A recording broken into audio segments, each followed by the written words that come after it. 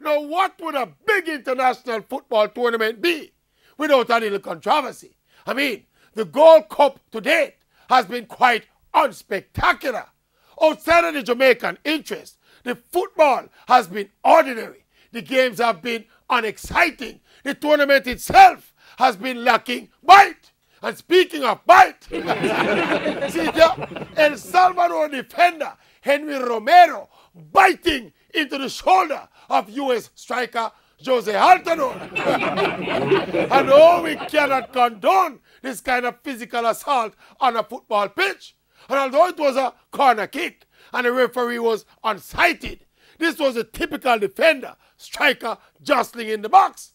And look at how the defender scanned the place before him strike, in pre and then in pre, and like a real pickpocket or a chain grabber, him just But obviously, this is not a very bright Salvadorian, because this is the CONCACAF Gold Cup, an official FIFA event. He must have known that them have a whole heap of television cameras covering the play.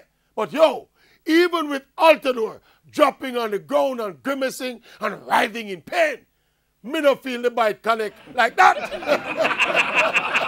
It's a mini bite him get, and the man are going like it's a jumbo bite.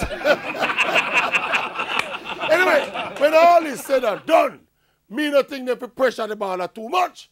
It is obviously a hot head, and he was losing the game, and he made it under pressure. But me feel hungry, the ball hungry. The ball is hungry. Not for Jose Altador's best, but the baller was hungry for success.